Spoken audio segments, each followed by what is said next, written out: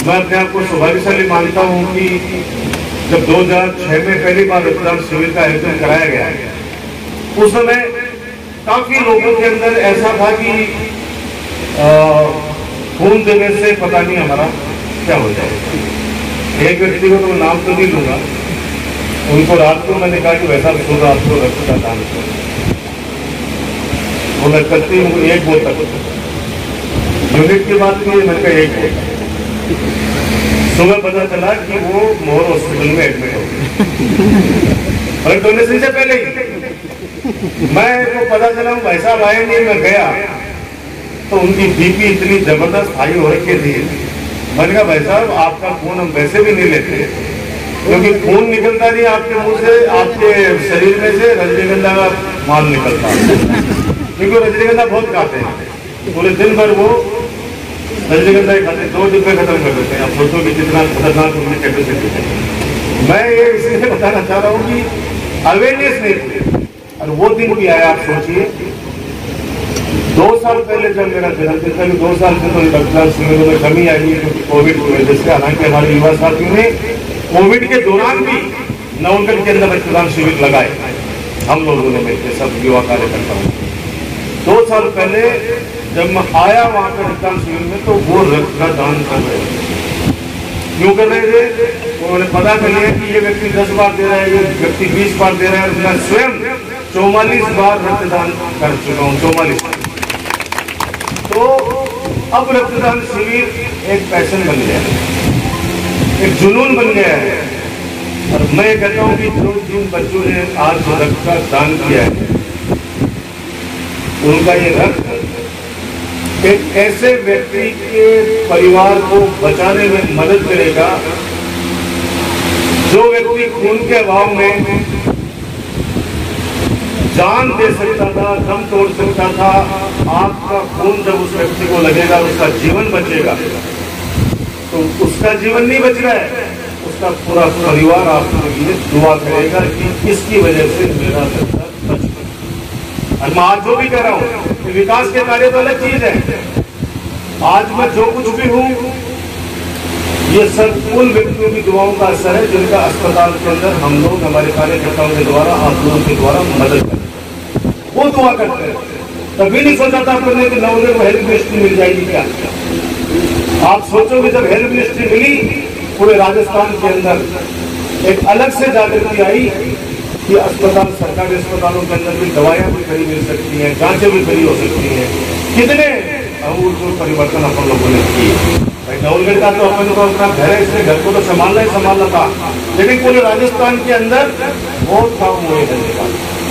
तो आज जो रक्तदान किया है आप लोगों ने, मैं कह रहा हूँ कि आपको बहुत दुआएं मिलेंगी, लंबी उम्र होगी, बहुत आगे बढ़ने में उन लोगों की दुआएं मिलेंगी जिन लोगों को ये रक्तदान के लगेगा। जो रक्तदान किए हैं जिन्होंने, वो सबसे बड़े दान है। पैसे का दान कोई भी कर सकता है, भूमि का दान भी कर सकता है, समय का दान भी कर सकता है, लेकिन जो खून देकर अपना दान करता है, इससे बड़ा कोई दान ही नहीं हो सकता। इसलिए उनको मैं बहुत बहुत धन्यवाद देना चाहता हूँ, शुक्रिया अदा करना चाहता हूँ, उनके परिवार को धन्यवाद देना चाहता हूँ कि उन लोगों ने आज रक्त का दान किया। मैं सौभाग्यशाली हूँ कि आप लोगों ने हमेशा मेरा हौसला बढ़ाया है। आज कपिल के बार बार फोन आ रहे थे, मैं उठा इसलिए दे रहा, बहुत भीड़ हो रही थी ट्रांसफर जगह होगा, मैं तो धीरे धीरे आगे जगह नहीं, अब मैं सही की तरह अब थे बता दो कि सीटा है कोई नहीं। अब किसी व्यक्ति को लाना है तो कोई व्यक्ति हटेगा, अब जो व्यक्ति हटेगा वो व्यक्ति अपना ही कोई कार्यकर्ता आएगा कि साहब ये मेरा साधु है, ये मेरा सगा है। तो मेरी हालात आप सोचिए, मैं विकास के कार्यों के अंदर कभी नहीं थकता हूँ। आप 24 घंटे मुझे अगर कहोगे धूप में खड़े रहकर ये सेवा करनी है, मैं 24 घंटे काम करूँगा।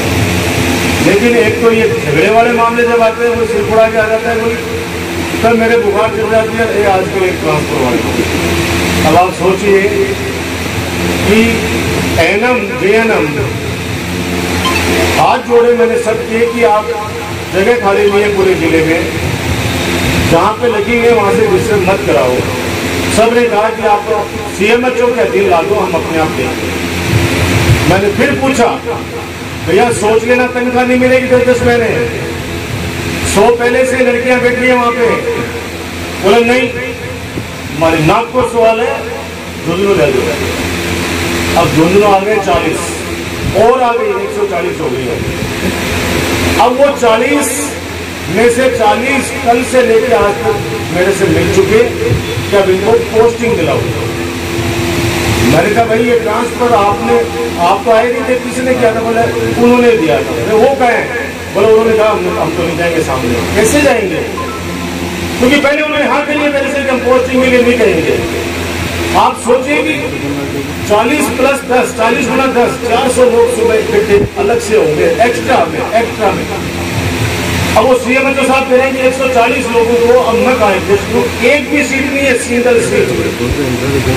जब सीट थी, जब नया हॉस्पिटल अपन ने खोला था, तब 350 बहू बेटियों को पूरे राजस्थान में जहां भी थी लाकर झुंझुनू जिले के अंदर अपन लोगों ने लगाया। अब किसी को झुंझुनू जिला दिला दिया, किसी का केंद्रीय हो गया तो वो करे केंद्रीय क्यों कराए, नौकरी कराते रहे। भैया जालोर से तो केंद्रीय अच्छी है।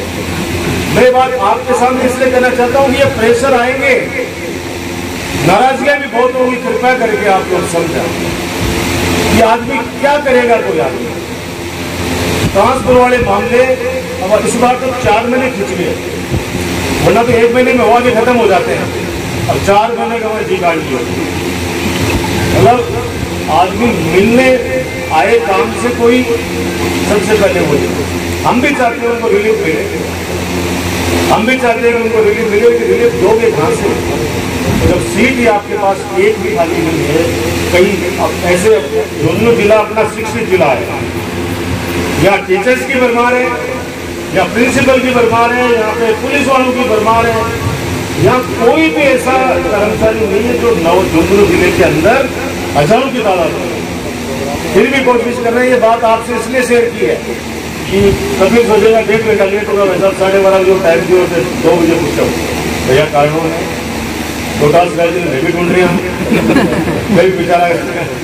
अब आप सोचो मेरे को तो नौनगढ़ कोई बाहर है, उन पे तो पूरे राजस्थान का बाहर है। 200 MLA में से 100 MLA बैठ है, 121 MLA तो ऐसे हैं जो उनको अभी ढूंढ रहे होंगे।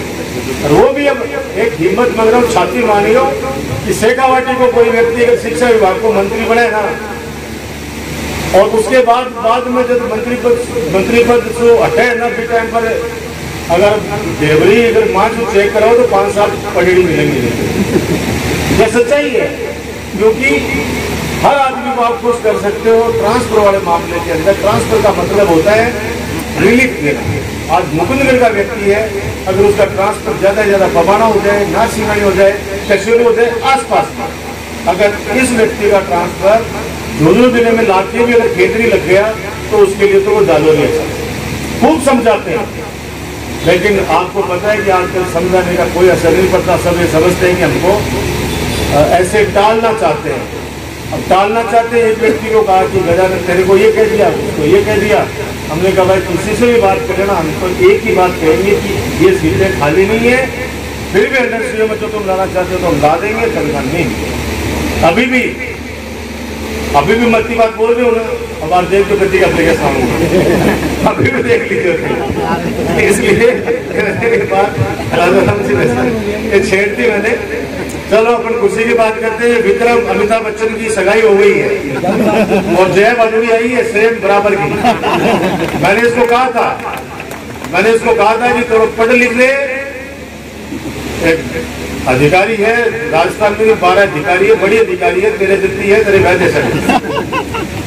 लेकिन पटवा को तो मतलब ही बनी हुई नेतागिरी को चाव चढ़ हुई है। पढ़ा लेते हो तो तेरे पीछे एक बड़ी अफसर आ जाती है, तेरे जिंदगी सफल हो जाती है। लेकिन कोई बात तो नहीं, अफसरी आ रही है तो तेरे पर तो अफसरीगिरी करेगी वह। लेकिन तेरी जान के माँ पूरी नौलगढ़ विधानसभा क्षेत्र चलेगी और लड़कियां पर भी बाहर कौन देगा, खाना वानों में आरोप नहीं कराना, सब बच्चा पर कौन कराना। ये 2 बॉडीगार्ड है मेरे, एक तो विक्रम है, एक शैतान सिंह है कोलिडा का, बेरी का। शैतान सिंह है वो इससे लेकिन वो रेबेन का चश्मा उतारता नहीं, जैसे हमारे हुक्म बना देता वो उतारता नहीं है। वो और उसकी जो शादी हुई है वो भी उससे भी 1 इंच छोटी है। लेकिन मैं जहां तक समझता हूं कि YouTube पे उसके 1.5 लाख फॉलोवर है। मारा ही बोलिए था वो अति बढ़िया नाचे हुआ, छोटी सी है वह, अति बढ़िया नाचे हुआ, डांस सिखावा लोगों ने, कोरियोग्राफर है। तो मैं शैतान सिंह को बोला, शैतान सिंह अब तू मेरे को बॉडी गार्ड कैसे बनेगा मेरा, अब तो तू तो वहां पे रहेगा। बोला भाई साहब वो डांस लोगों को सिखाती है तो मैं भी सीख लूंगा और कुछ क्या। तो भाई आशीर्वाद है तेरे पे सबका। और अब आप क्या कह रहे थे? नहीं कह रहे थे कुछ खाना खाना पड़ेगा या केक खाना पड़ेगा? दोनों चक्की में खानी पड़ेगी। चलो पहले खाओ, तेरे दादा ने बिकवा दिया, तेरे दादा का मुंडा बांधे करो। ऐसे आप लोग खुश रहें, हंसते रहें, आपस में प्रेम प्यार से रहें। मैं तो हमेशा कहता हूँ कि वोट मन का है, जिसके मन में जैसे कि वो व्यक्ति उसको मदद करता है। आप लोगों को लगता है 2008 में आप लोगों ने पहली बार मुझे नवलगढ़ विधायक के रूप में जिम्मेदारी दी थी। नवलगढ़ की 36 कौम की जनता ने। आज के बाद में बदलाव आया है इन 10-15 सालों में, तो मैं तो ये कह रहा हूँ कि मेरा हौसला हमेशा आप लोगों ने बढ़ाया है, आगे भी बढ़ाना। विपरीत परिस्थिति में बढ़ाया है। पता नहीं कितने कितने बड़े तूफान, आंधी तूफान आए, षड्यंत्र रचे गए, लेकिन हम हमेशा कहते हैं कि सत्य परेशान हो सकता है, पराजित नहीं हो सकता। और हमने भी एक तय कर लिया है कि परवाह करनी छोड़ दी। किन लोगों की? जो अपने हैं उनकी परवाह मैं सपने में भी करता हूं।